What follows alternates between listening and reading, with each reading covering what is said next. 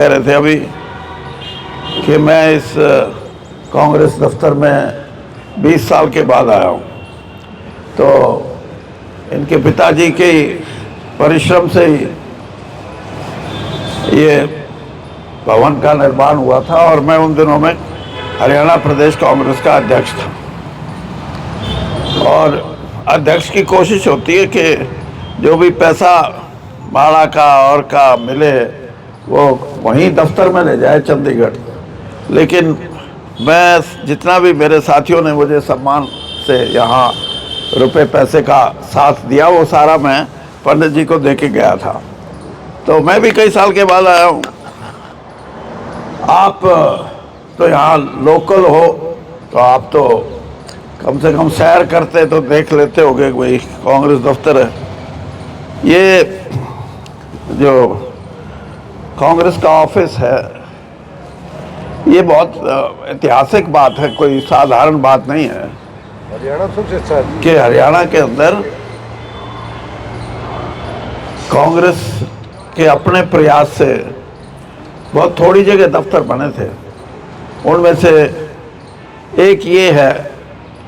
और आज की सरकार और आज की पार्टी का तो हिसाब किताब करोड़ों में प्लॉट और करोड़ों में दफ्तर। और इसीलिए अभी कोई कह रहे थे इलेक्टोरल बॉन्ड का मजा है, इलेक्टोरल बॉन्ड का मजा है वो। हाँ, जो भी है मजा अभी भी ले रहे हैं, कौन सा छोड़ा थोड़ा उन्होंने। आगे भी रहेगा जो। हाँ, और बाकी सभी साथी बैठे हैं यहाँ। कृष्ण सिंगला, क्योंकि ये कई बार जो छोटा नाम पड़ जाता है ना, ये कई बार गड़बड़ कर देता है, कई बार उसका फायदा भी हो जाता है। मेरा नाम वीरेंद्र सिंह, मेरे बेटे का नाम ब्रजेंद्र सिंह। तो जय मेरी बोल रहे हैं, उसको भी ये लगता है कि मेरी बोल रहे होंगे जब उसकी बोलने वाले होते हैं कहते हैं मेरी बोल रहे हो, मैं सोचता हूँ मेरी बोलते हैं। तो कृष्ण विजय कौशिक जी हैं। विजय कौशिक जी शायद ऐसे हरियाणा में पहले आदमी हो, शायद इतिहास का तो मैं नहीं कह सकता, कि वो मेरे भी इलेक्शन एजेंट थे, चीफ इलेक्शन एजेंट है ना, मैं कवरिंग कैंडिडेट। कवरिंग कैंडिडेट पहले हुआ करते थे, हाँ अब इलेक्शन एजेंट हो गए। हाँ, जो भी है खैर। और मेरे बेटे के भी थे, तो ये मेरे लिए भी और विजय जी के लिए भी ये प्रमाणित बात है कि हम जिसके साथ होते हैं उसके साथ ही रहते हैं और जिसको छोड़ते हैं परमानेंटली छोड़ते हैं। अब लोगों की सोच मेरे आकलन से ये है कि चाहे महापौर का इलेक्शन हो और चाहे उनके जो काउंसलर हैं उनका हो, चाहे म्युनिसिपल काउंसिल का हो, चाहे म्युनिसिपल कमेटी का हो, ये जो इलेक्शन है ये इलेक्शन सरकार लड़ने के लिए लड़वाती है। सिर्फ किसी की भी सरकार हो और प्रथा ये बन जाती है कि जिसकी सरकार हो उसके पक्ष में अगर ना भी मतदान के हिसाब से फैसला हो तो सरकारी हथकंडों से वो अपना फैसला अपने पक्ष में करवाते हैं। उसका सबसे बड़ा उदाहरण चंडीगढ़ की मेयर का इलेक्शन। इस सरकार को मैं ये कहूं कि जो 28-30% की सरकार हो किसी प्रदेश में, एक आध प्रदेश की तो नहीं कहता, दूसरों की सहायता से सरकार बनाए और फिर जिसकी सहायता से बनाए उसी पार्टी को नुकसान करे और उसी व्यक्ति विशेष को नुकसान करे। और ये एक उदाहरण नहीं, मैं 10 उदाहरण दे सकता हूं। लेकिन ये जो चुनाव है इसमें थोड़ा सा अंतर आया और अंतर ये है कि हरियाणा के लोग इस चीज का अध्ययन कर रहे हैं कि ये इनका एक नारा है कि 3 इंजन की सरकार, 3 इंजन की बोलते ना। हाँ, वैसे 10 साल मैं इस पार्टी में रहा हूँ, इनकी चालाकियों से भी मैं बहुत अच्छी तरह वाकिफ हूँ, कोई दूसरा नहीं बता सकता। कभी ये सोचो कि ये बता देगा, ये तो क्या 3 पीढ़ी से 4थी पीढ़ी में हम कांग्रेसी हैं। मैं 42 साल कांग्रेस में रहा, 10 साल बीजेपी में, तो जितनी बढ़िया व्याख्या बीजेपी की चालाकियों की मैं कर सकता हूँ, कोई नहीं कर सकता। और इसलिए मैं ये कह रहा हूँ कि तीसरी, एक तो इंजन का मतलब ही कुछ नहीं, ये छोटी सोच है कि 2 इंजन, क्या मतलब 2 इंजन? भाई ये देश आजाद हुआ जब से, केरला स्टेट लगा लो या तमिलनाडु की स्टेट लगा लो, यहां तो कभी गलती से डबल इंजन की बन जाए तो बन जाए ना, सिंगल इंजन चलता है। क्या वो सरकारें पीछे रह गई? तो ये इसका मतलब ये है कि हमारे को वोट दो तो हम आपको ज्यादा पैसे देंगे, और हमारे को वोट नहीं दोगे तो हम आपको पैसे नहीं देंगे। इस किस्म की व्यवस्था प्रजातंत्र में नहीं है, ये लोकतांत्रिक व्यवस्था का हिस्सा नहीं है। और जैसे कह रहे हैं कि तीनों इंजन इकट्ठा हो गए, नाम नहीं लेता मैं, जब जनता पार्टी की सरकार बनी थी 1977 में, तो डबल इंजन की व्याख्या करते थे, और वो व्याख्या ये थी कि एक इंजन आगे चलेगा, एक पीछे चलेगा।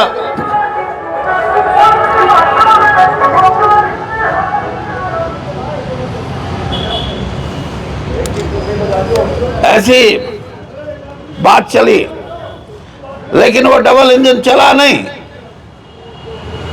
क्योंकि जब वो आगे वाला चलता था तो पिछला इंजन कहता था मैं नहीं चलता। थे एक ही पार्टी के, और ये 3 तरह का इंजन एक साथ और एक रफ्तार से और एक मोहब्बत से, प्यार से चले, ऐसे नहीं है।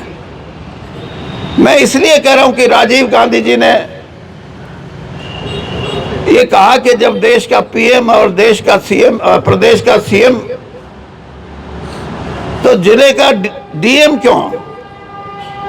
फिर डीएम को भी वैसा ही एक पद हो यहां, जो राज्य सरकार हो या केंद्र की सरकार हो। नमस्ते जी। उनको एक सोच से, लोगों की सोच से, केंद्र में पार्लियामेंट में अगर बहस होती है, यहाँ असेंबली में होती है, तो लोगों के विचारों का आदान प्रदान होता है।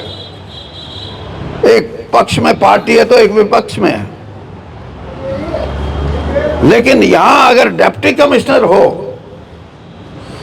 तो वो आदान प्रदान लोगों की समस्याओं का नहीं हो सकता। इसलिए उन्होंने ये कानून की व्याख्या की थी कि हम डीएम की जगह भी एक व्यवस्था बनाएंगे जिसमें पीएम और सीएम का जैसे काम होता है प्रदेश में या देश में, वो जिले में भी हो। लेकिन उस व्यवस्था के तहत वित्तीय शक्तियां और प्रशासनिक शक्तियां, इनकी व्याख्या की गई थी कि इतनी शक्तियां जिला परिषद को ट्रांसफर होंगी, इतनी शक्तियां ब्लॉक समिति को होंगी, और इतनी शक्तियां छोटी, सबसे छोटी जो यूनिट है उसको होंगी, और इसी तरह म्युनिसिपल कमेटी को, म्युनिसिपल काउंसिल को और कॉरपोरेशन को शक्तियां। वो आज तक नहीं आई, और दिखावे के तौर पे आई भी हों तो उनका अनुपालन नहीं हुआ। मैं एक वक्त में मंत्री था और भजनलाल जी मुख्यमंत्री थे।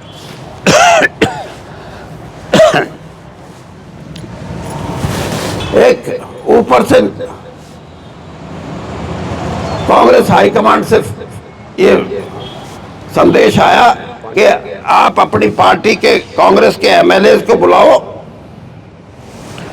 और उनसे ये कहो कि वो एक प्रस्ताव बढ़ाए जिसमें शक्तियों का जो नीचे जो संस्था हैं, जिले के स्तर पे, ब्लॉक के स्तर पे, पंचायत के स्तर पे, म्युनिसिपल कमेटी के स्तर पे, म्युनिसिपल काउंसिल के स्तर पे, कॉर्पोरेट, उनको वो शक्तियों का, क्योंकि ये शक्तियां देने का अधिकार राज्य सरकार का था, कानून देश ने बनाया था। ये बात जब चर्चा चली तो भजनलाल जी ने भी कहा, भाई ये हमारे पास संदेश है और हम चाहते हैं कि ये शक्तियां नीचे जाएं। तो एक स्वर में सारे एमएलए ये बोले थे कि फिर हमारे को कौन पूछेगा। और इसका मतलब ये कि शक्तियों का विकेंद्रीकरण ना हो। आज वही परिस्थिति है जो 3 इंजन की बात बताते हैं। तीसरे इंजन में तो पहले कोयला डाल के स्टीम बनाई जाती थी गाड़ी चलाने के लिए, और जब वो हटा दिया तो फिर बिजली से चलने लगी, और अब तो हाइड्रोजन और पता नहीं किस किस चीज से चलेगी। लेकिन तीसरे इंजन में इन तीनों चीजों में से कोई चीज बीजेपी की सरकार, चाहे दिल्ली में बैठी सरकार है, चाहे हरियाणा की सरकार है, और निखेती किसकी होती है, चर्चा में कौन आता है कि इस मेयर ने कुछ नहीं किया, इसके बाढ़ के जो इसके प्रतिनिधि थे उन्होंने कुछ नहीं किया, और सारे का सारा बुराई का ठीकरा उन लोगों पे फूटता है जिनकी शक्तियों का पूरे तौर पे नीचे लाने का काम हरियाणा की बीजेपी की सरकार ने आज तक नहीं किया। और ये कहते हैं कि तीसरे इंजन का तो नाम है।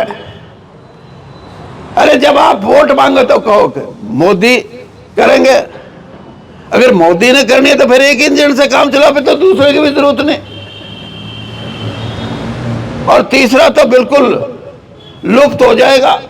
ऐसी व्यवस्था में, जिस व्यवस्था के अंदर शक्तियों का केंद्रीकरण हो, वो प्रजातंत्र के लिए भी खतरा है। वो आम जनसाधारण की समस्याओं का हल करने के लिए भी एक मुश्किल सा रास्ता है। मैं ये तो नहीं कहता रास्ता नहीं है, लेकिन मुश्किल सा रास्ता है। और इस व्यवस्था को ललकारेगी हरियाणा के अंदर कांग्रेस पार्टी, ललकारेगी। कांग्रेस पार्टी का यह दृष्टिकोण होगा कि हम अपने महापौर बनाएं।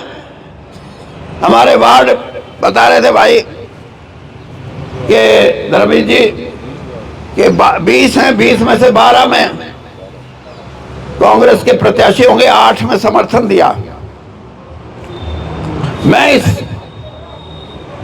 सुझाव का था जो मैंने दिया पार्टी में जब बुला के, कि मैंने कहा सारे के सारे टिकट पे कांग्रेस लड़े और म्युनिसिपल कमेटी तक लड़े। म्युनिसिपल कमेटी में सिर्फ इतनी छूट हो, क्योंकि वहां 800, 1000, 1100 का एक बूथ होता है, कि वहां ये ना देखें कि कांग्रेसी कौन है, वहां ये देखें ये 800 आदमी किसको पसंद करते हैं। अगर उसको पसंद करते हैं वो कांग्रेस की विचारधारा का, तो कांग्रेस उसको टिकट दे, उसको लड़ाए, वो चुनाव जीते।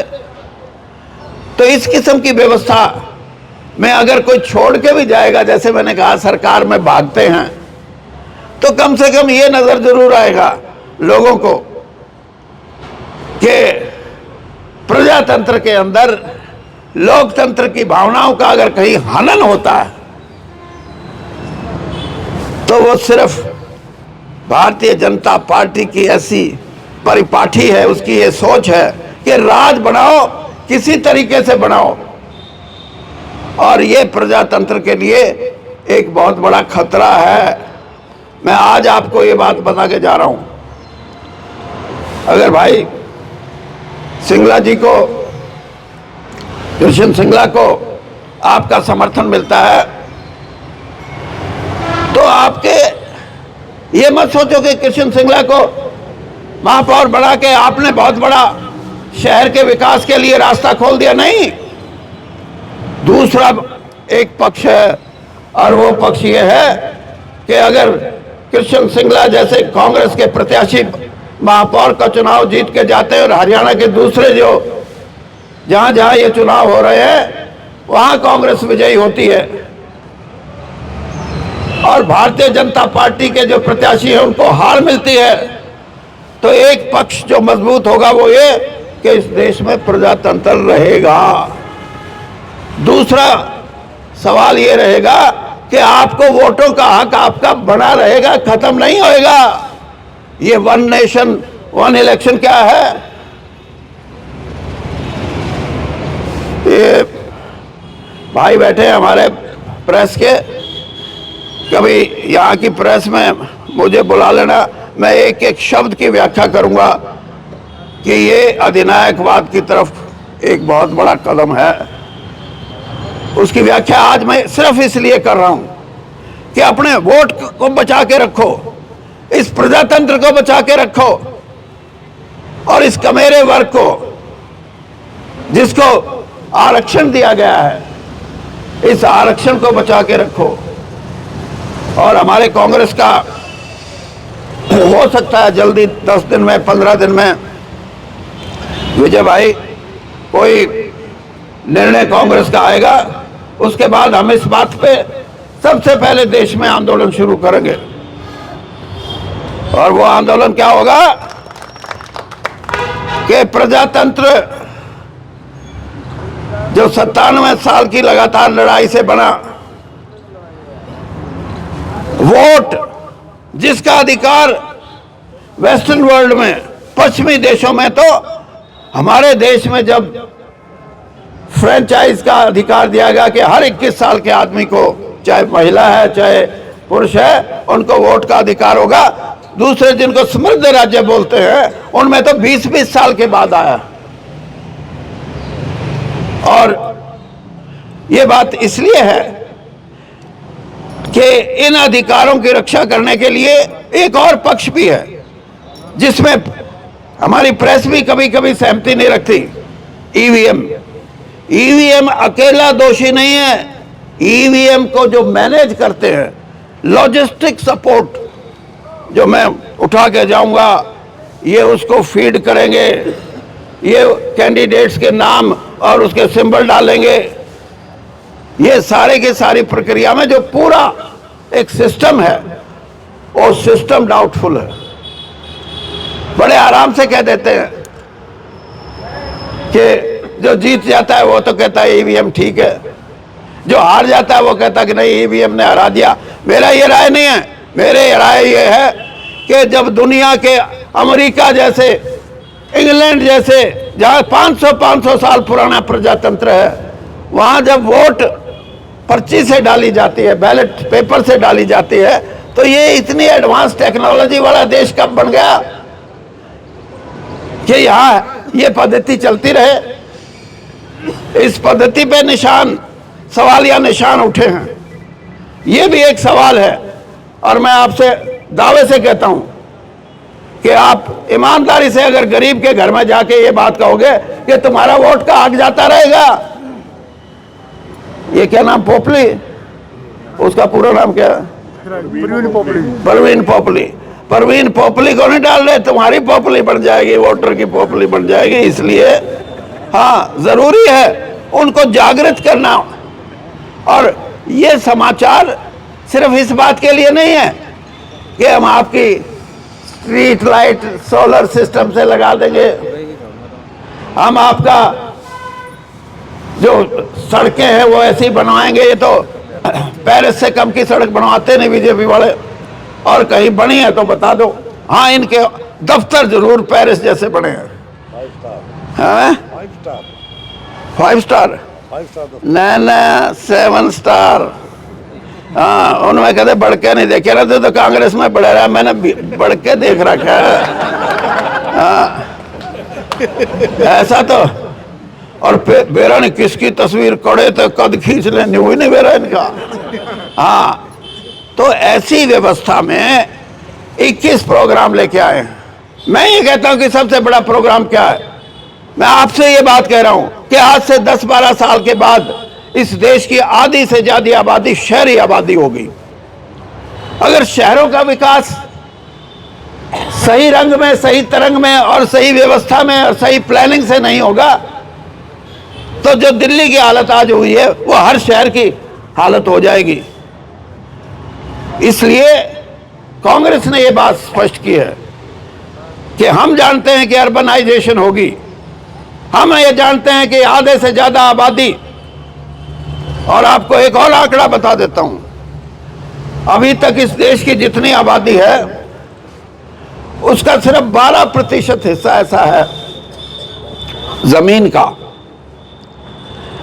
जिसमें फैक्ट्री भी हैं, जिसमें सड़कें भी हैं, जिसमें शहर भी हैं, जिसमें गांव भी हैं, जिसमें 12% जमीन पे खेती, शहर, मकान, दुकान, सड़कें, नाले पर नाले और भाई नहरें और नदियां 12%। और 2050 तक के आंकड़े ये बोलते हैं कि अगर शहरी आबादी आधी से भी ज्यादा हुई तो वो 12 से 15% होगी। वरना तो लोग ये भी कहते हैं कि शहर हमारी तो जमीनें सिर्फ 3% जमीन पे और आबादी आएगी, जिसको मैं ये कह सकता हूं 40% आबादी और शहरीकरण होगा। और इस देश के अंदर अभी भी 36% ऐसी जमीनें हैं जहां खेती नहीं हो सकती, डिग्रेडेड लैंड्स हैं वो, उनको रिक्लेम करने की बात है। अगर उनको रिक्लेम करेंगे और शहरी व्यवस्था को मजबूत करेंगे, अर्बनाइजेशन को सही रंग देंगे, इनके मन में ये नहीं है, इनके मन में रंग देना नहीं, रंग में भंग पैदा करना है, चाहे धर्म के नाम से हो, चाहे जाति के नाम से हो, और चाहे किसी सीमा तक झूठ बोलने का इरादा रखते हो। अगर रंग में भंग करने का इरादा है तो शहरीकरण, और वो भी व्यवस्थित शहरीकरण की बात भूल जाओ। तो मैं तो यही कहूंगा कि ये हो सकता है पैसे के लिहाज से ज्यादा प्रोपेगेंडा और बात करें, लेकिन वोटर, इस देश का वोटर समझ चुका है इरादे क्या हैं। और इरादे ये हैं कि ज्यादा वोटर के हक पे हमला करने की कोशिश करोगे तो 400 पार का नारा लगाने वाले 240 पे आके अटक जाएंगे। और मैं तो यहां तक जानता हूं कि 10 दिन इलेक्शन और चल जाता तो इनका स्कोर होता 160, 170, उससे ज्यादा नहीं बढ़ सकते थे। कहीं ना कहीं देश की जनता अपने अधिकारों के प्रति जागरूक हो उठी थी, उसका पूरा प्रचार प्रसार कहीं ना कहीं विपक्षी दल जोरदार तरीके से और करते तो 170 से ऊपर इनका आंकड़ा जा नहीं सकता था। और यही व्यवस्था अब होगी। आप देखना कि रंग जो चढ़ाते हैं वो रंग उतरता कैसे है, और उतरने के अनेक परिणाम आपके सामने आएंगे। हरियाणा का इलेक्शन भी ऐसा ही होगा। और कभी पंचायतों का इलेक्शन आ जाए तब देख लेना। अभी तो थोड़ा सा समय है, 3-4 महीने, तो शादी के बाद भी वो कोई लव मैरिज वाले जाते हैं, कोई वैसे ठीक ठाक शादी वाले चलो विदेश में जाओ मौज करो, हनीमून। ये हनीमून लोग ऐसा मनवा देंगे कि मून रहेगा, हनी तो रहना ही नहीं। तो ये जागृत होने की तरफ निशानियां हैं, आएंगे। समय बढ़ता है और समय जागता है, और जागता हुआ समय इंसान को भी जगाता है। आज साधारण आदमी भी इस बात को जानता है कि मेरे वोट का हक क्या है, उसको खतरा तो नहीं है। और भाई जहां तक मेरे साथियों की बात है, मैं आपसे इतना ही कहूंगा, जैसे मैंने अभी लांबा जी को कहा कि 20 वार्ड हैं, 8 में समर्थित कैंडिडेट है और 12 में आप हो।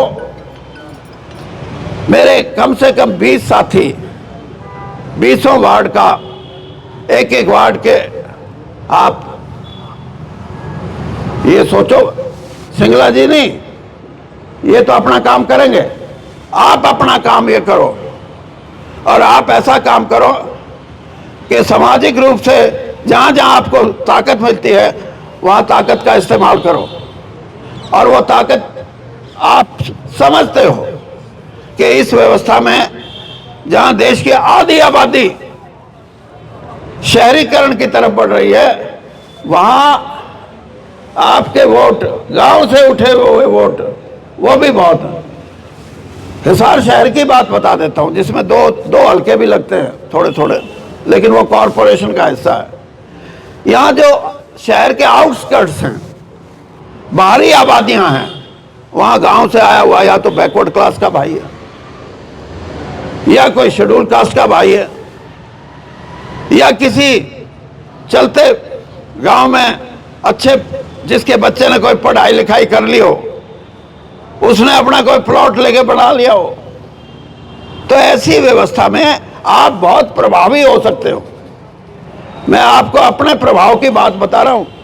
और 20 के 20 में आप 2 तारीख का बता रहे हैं, थोड़ा 10 एक दिन पहले अगर होता तो हम उनमें कम से कम जो बाहरी जो इलाके हैं, बीच वालों को तो आप संभाल लेना, हाँ ये तो, और बाहर वालों का बहुत बड़ी संख्या में अगर हमारे साथी काम करें। सुंदर जी सही बात है ये।